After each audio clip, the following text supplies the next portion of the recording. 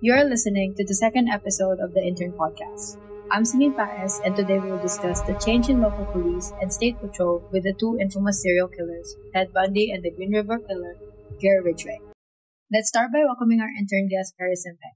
So, Ben and Paris, would you care to share any background you might know of these two serial killers?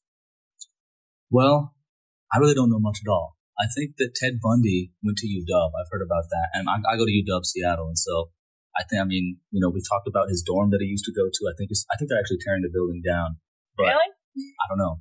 But, he went to UW. That's what I've heard.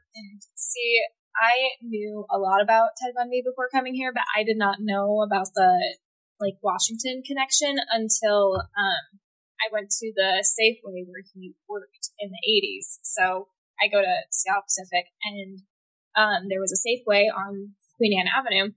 That was where he worked. Oh, my. Yeah. It's still there? Is it still a Safeway? No, it's now being built. An apartment building is now being built. So that's gone.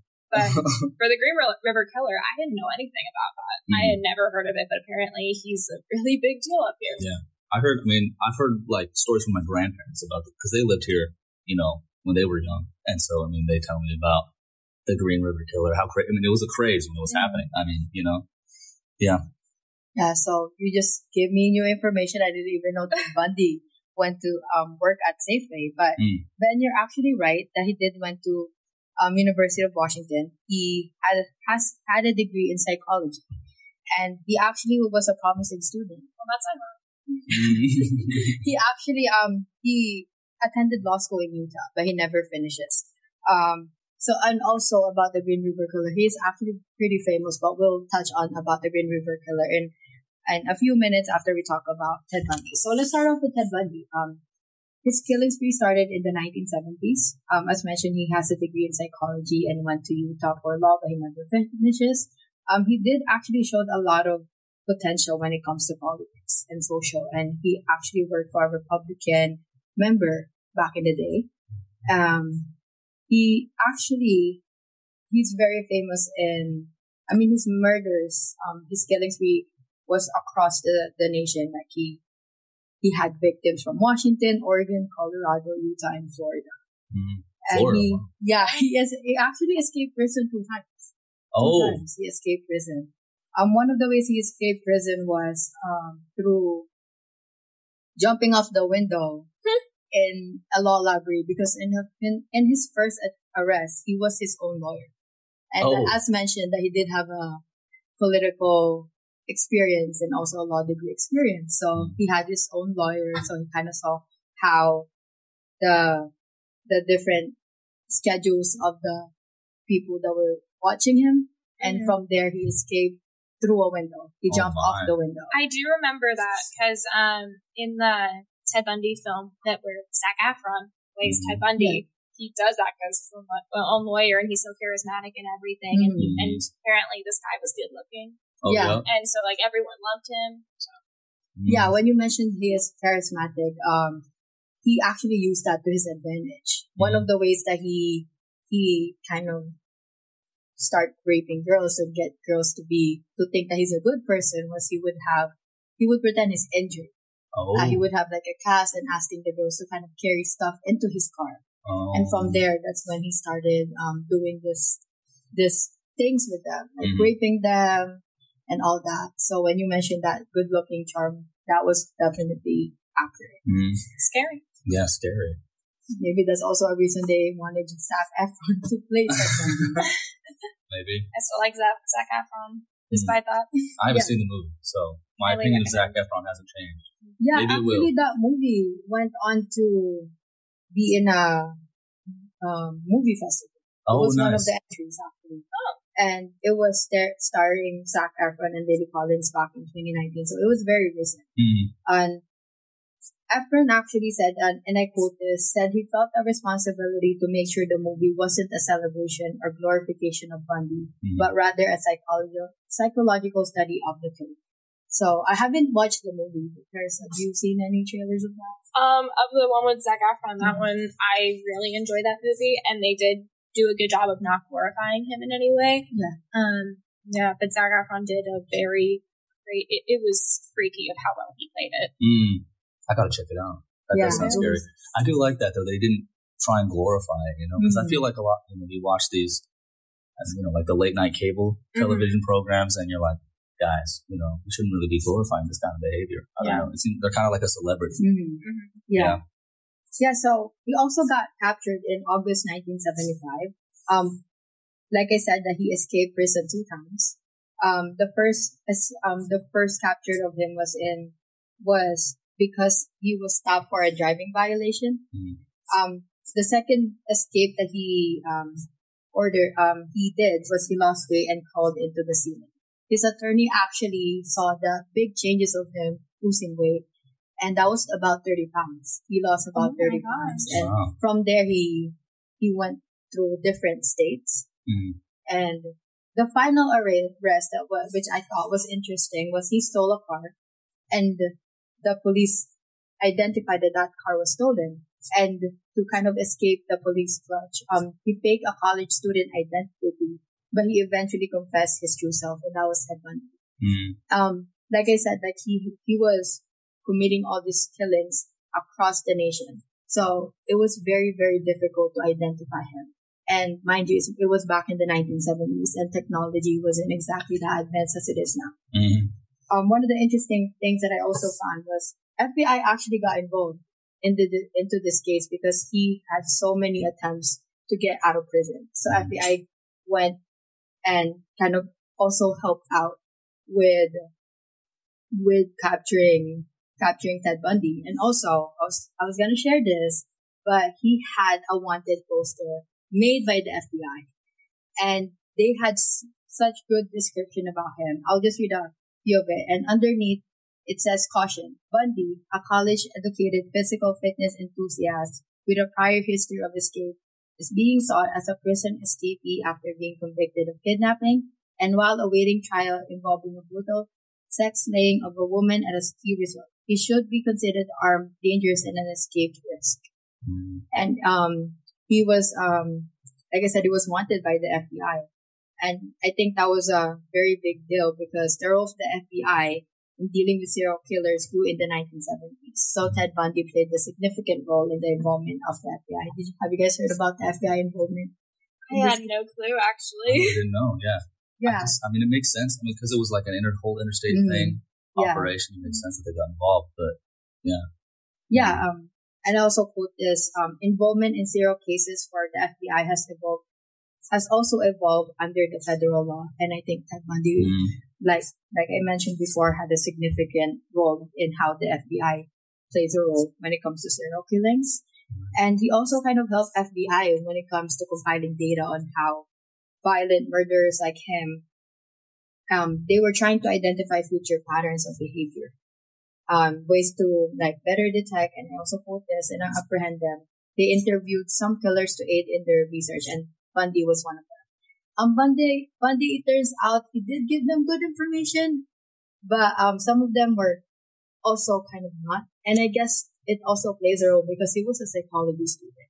So I'm assuming that he has a way to find similarities within himself and other serial killers, and he actually played a role when it comes to the Green River Killer search for him, which we'll talk about later on. But that's just how the FBI kind of dealt with that. You guys don't have any feelings so far with all this new information about the FBI? I don't know. That's crazy. So he collaborated with the FBI. Yeah, he collaborated with them because the FBI was in search of him. So he had interviews of him, and I believe there was a TV show about something about tapes of Ted Bundy. The Ted Bundy tapes. I have watched those. Yeah. No, that's just he took manipulation to a whole other level, especially helping law enforcement. Dang. You wouldn't think that for a serial killer, but right. I wonder how much his psychology degree played in that. I wonder if it significantly helped him, or maybe it gave him the tools that was necessary. It probably did. I think I can answer that when it comes to the Green River Killer that we'll talk about in a little bit, but definitely I would assume that his psychology degree did play a role in how he kind of talked to this police, persuaded this, especially the female victims. His female victims are some of them, or majority of them, are college students. Mm-hmm. And in his second escapes, he actually break into a college sorority dorm. Two of the females were killed, and two of them did survive, and it was very horrific sight. Oh my gosh. Yeah. Also, some of the things that I noticed about this is, like I said, this was during the 1970s. Media coverage was not that advanced as it is now. But his case actually went to the Florida Supreme Court, and it was an unanimous decision, and I quote this, that it allowed authorization of use of cameras and various recording equipment in courtrooms across the state. And this was a major change because Bundy's trial was paved the way for the era of reality TV murder trials and was the start of electronic news gathering. And I guess in a way you guys can will learn that this was a publicity because Ted Bundy was famous across the United States at that time. So they find it kind of good to publicize it, to televise how it occurred. And Bundy took that into his advantage because he can use his charismatic, smart guy position that many believe him to be. Interesting. Yeah. Yeah. I mean, I don't know. That's a big discussion, I guess. It's good for, transparency. Yeah. I think to have open courtrooms, open trials, it makes sense. I mean, it's nice, but that's such a big trial, and it happened in so many states, affected so many people. It makes sense that people would want, from all across the country, would want to be able to do it. Yeah. But it can also lead to that issue of, sometimes maybe it's better for something like that to stay private. Yeah, but with the media coverage of the trials, like that could easily help sway public opinion in his favor. Like, public opinion was what mattered to Ted Bundy the most, I feel like, because everyone, like, the majority of people didn't believe he did it, at least, like, people who were viewing the trial. But, yeah. And I also quote this, this was one of the most high-profile cases in America up to that time, and people were interested in seeing justice unfold in the public courtroom as it was a national event of interest. In fact, people waited outside on the morning of Bundy's execution and cheered once they received the signal that it had been done and Bundy was dead. Yeah, I saw a video of Bundy exiting out of an ambulance, and he was covered with a blanket, and I'm assuming that he was already killed by that time, by then. And a lot of the public was screaming, "Oh, Bundy burn, Bundy burn!" Yeah, that was a protest during that time. So you guys were probably asking, like, why did it took so long? Like, this is the whole 1970s, and he was just killed in the he was electrocuted 1979. Right. Yeah, and one of it is because the long distance communication. 1970s, they were still using the postal system at that time. And he had murders in multiple states, so it was really hard. Yeah, it was very hard. And also, like, the way that he murdered his females was he would go from one state and then he would dispose the body, and then a couple weeks later, nothing will happen. So a lot of law enforcement will assume that, the murderer probably already died. And then a few weeks after, something similar occurred again. And there was a lot of confusion between law enforcement and they didn't even know that they were tracking the same person. That was, that they didn't know that they were tracking Bundy. And also, like I said, they were just using old school phones. Like, if you were to think about it, like, now we have Google, we can map out the location and kind of connect the dots. But back then, you probably have to print out the map. Like, you found it here, you found it there. And also, there's no internet, limited television, and there's no database to collect all this information at once. So that is one of the ways it took so long. But when it comes to identifying whether it's Bundy within these victims, I read that it was the bite marks. Oh, wow. Bite marks? Bite marks found in those females. That's why they were able to kind of gather, okay, this female was killed by the same person. The DNA. The DNA, yep. Wow. Yeah, it was surprising because DNA wasn't as advanced now. And they were just able to, I guess, kind of see like dental records of Bundy. For sure. And compare that to what is found on the female's body. That's crazy. Yeah.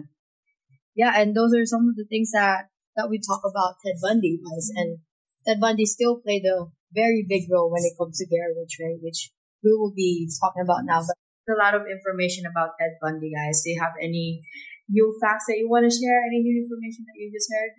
I just am so surprised. Well, I shouldn't be surprised. I mean, the Ted Bundy actually was willing to help law enforcement catch other serial killers. We're going to go into talking about the Green River Killer and the fact that Ted Bundy was more than willing to help law enforcement catch him.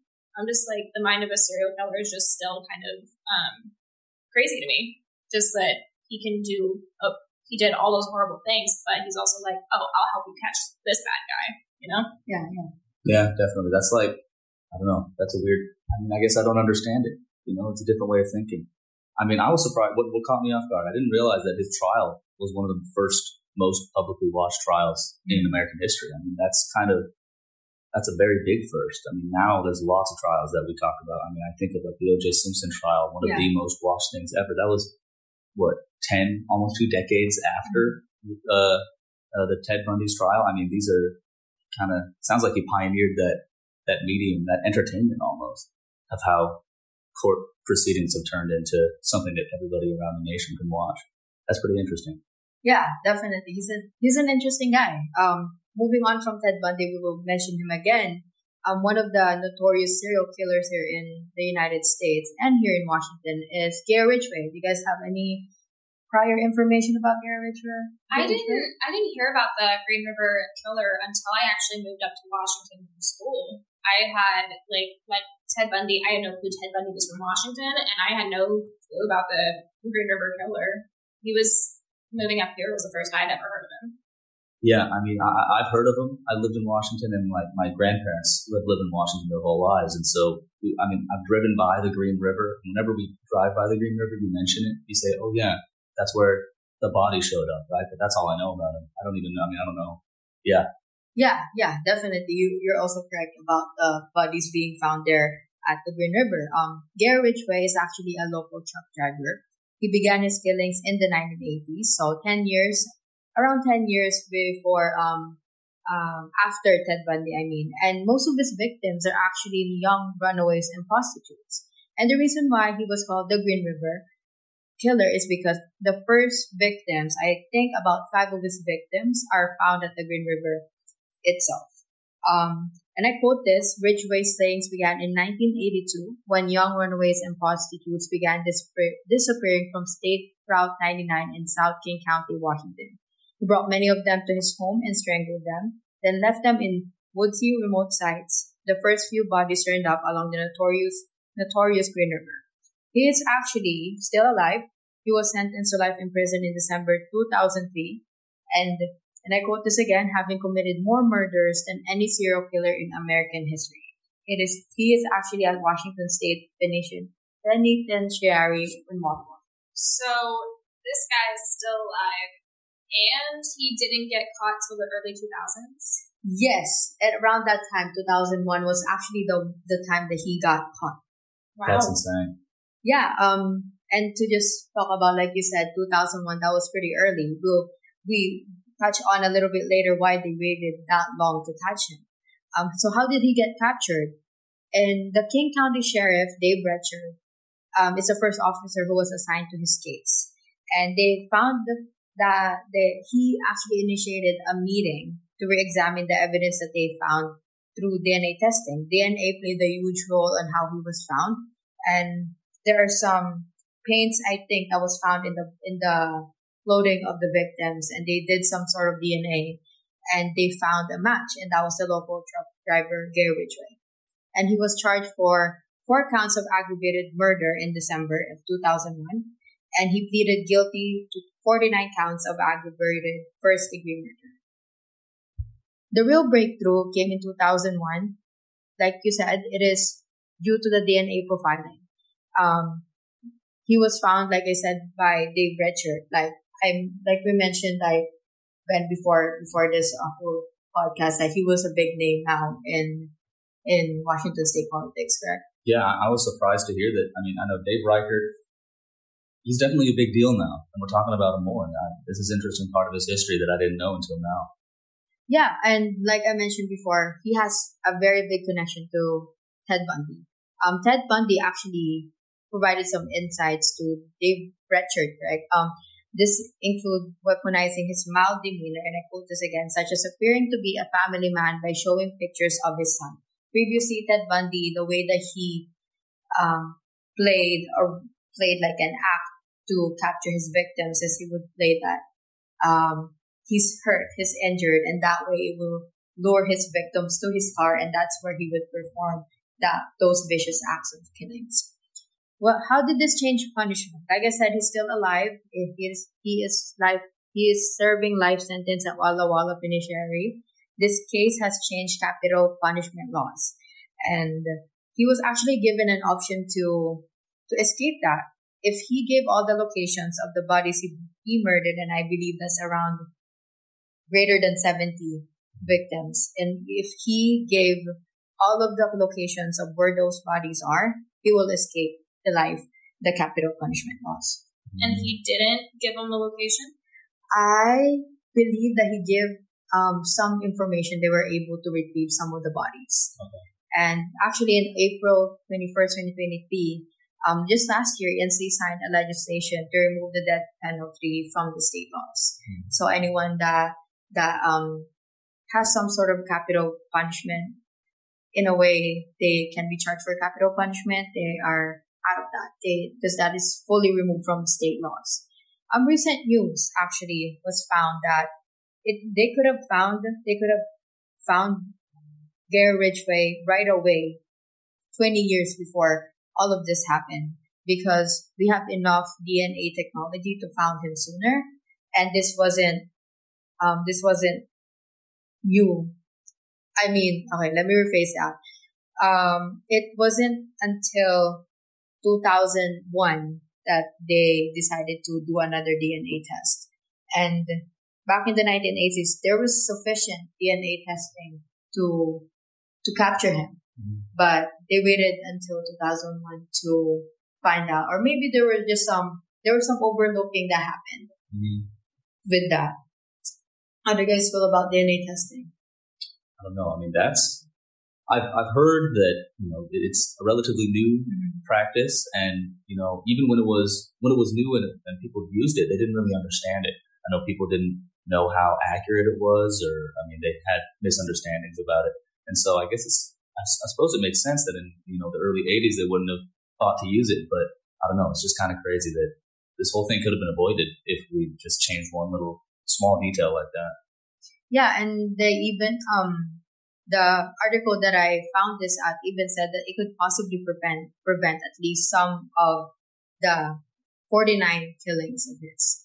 And actually recently, 2023, this last year, there were bones that was found right next to another victim of Gary Ridgway.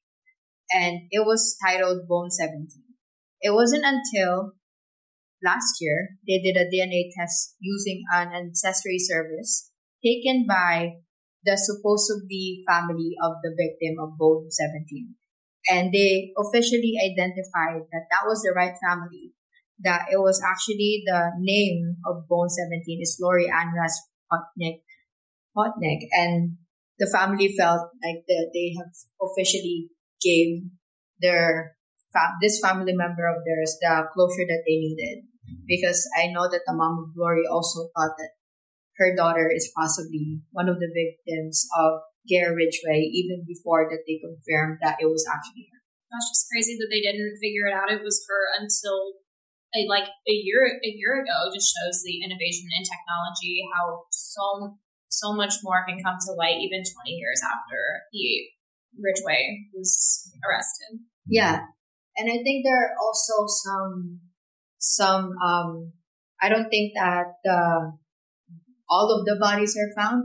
I think they're still open to the possibility that possibly there are still bones that are from Gary Ridgway killings. But I know that DNA today has been advanced enough to have a fast response on who those victims are.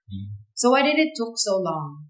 Like mentioned, the possible cause is probably because they're prostitute and sex workers, the victims of Bridgeway themselves. Mhm. And I know that there's not a lot of data given about the prostitute, that they can't really find their location, and also like the runaways. They're like the name itself. They could be like anywhere. Yeah. So that could also be a reason why it took so long. And also, I don't know if you guys know this, but he took a polygraph test, a lie detector. This was a few years after was officially sentenced for life sentence. And it is due to a witness claiming that he saw him with a prostitute enter the truck, but he passed that. So that could be another reason why people let him off the hook, because there's nothing wrong with Bridgeway, and he's also a local paint truck driver. So he had a reputation in the area, I'm assuming. So. Yeah, I mean, would you expect a local truck driver to? Right. Yeah. I mean, that's another big thing about these serial killers, is that they act like normal people. I know that was a big deal for Ted Bundy. Mm-hmm. He just seemed like a normal guy. I mean, he went to UW. Yeah. Yeah. So, yeah. Yeah, and Ted Bundy was charming too. He was playing that act of like, I'm charming, I'm harmless. Mm-hmm. And Ridgeway, being a family man, showing photos of his son, also played a role to why, at first glance, you wouldn't expect him to be a serial killer. Definitely. But yeah, like you mentioned, now that we mentioned Ted Bundy, what are some similarities? Some of the share a lot of similarities. One of them is that, like mentioned, they play the victim role of like they're harmless. Bundy will wear a cast and appear needing help, and Rachel will show pictures of his son to appear like he's a family man, like he's a good father. Another similarity is Bundy helped the Green River Task Force understand the mind of a serial killer. And they also both managed to escape their first arrest regarding their cases somehow. Bundy jumped off the window and Ridgeway passed the polygraph test. And this, for me, I think these are great similarities of them. Do you guys have anything that you guys felt like a good similarity of them? I mean, I'm not surprised that there are similarities between the two of them, but the mind of a serial killer is I find very, very interesting. But I don't know. It's just they didn't even know each other, but yet they had so much in common. Yeah.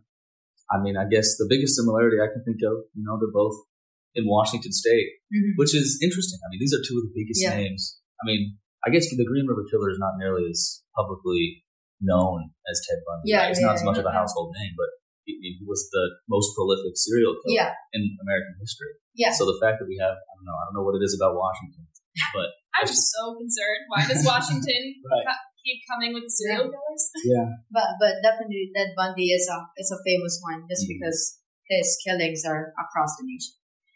So now that we're moving on from Ted Bundy and Gary Ridgway, let's talk about technology now. Many of the changes with the law enforcement is media and technology. These killings occurred in the 1970s to 1990s, where technology is not as advanced as it is now. Some of the advancement in technology now includes phones. Phones have trackers. We have the trackers on our phones. I know, what's it called? The 360 app? Life 360, the Apple, I Find My iPhone, and all that. And also Apple tags, that little tags. Yeah, the AirTags. The AirTags. Yeah, and also those Apple Watches. And even Snapchat has like a location.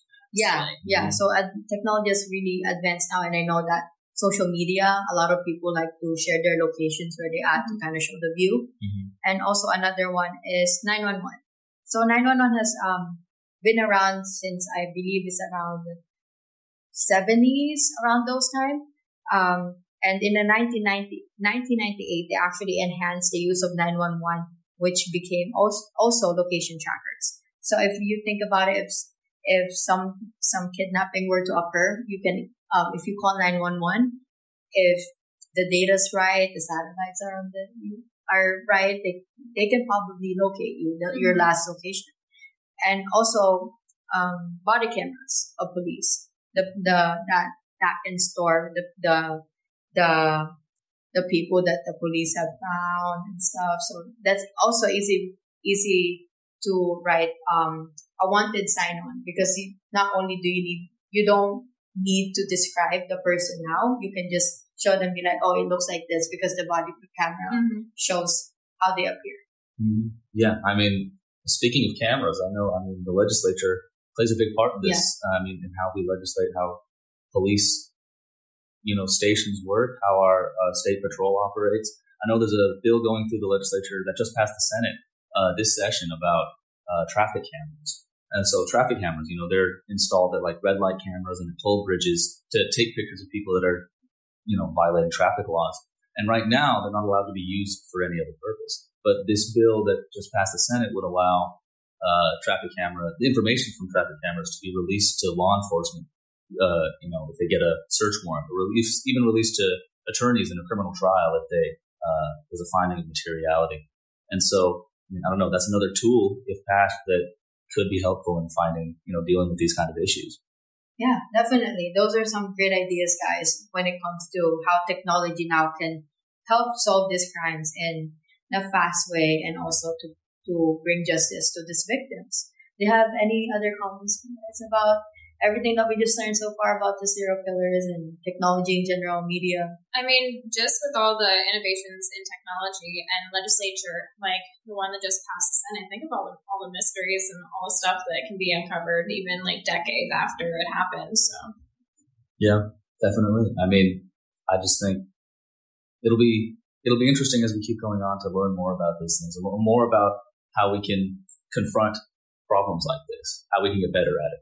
Yeah, media today and technology will definitely help not only serial killer crimes, but other crimes that, like you said, mysteries out there we don't know of, and hopefully technology will help solve that in a fast and efficient way. So yeah, there you have it, guys. This is the end of episode 2 of History Podcast. Thank you. Yeah.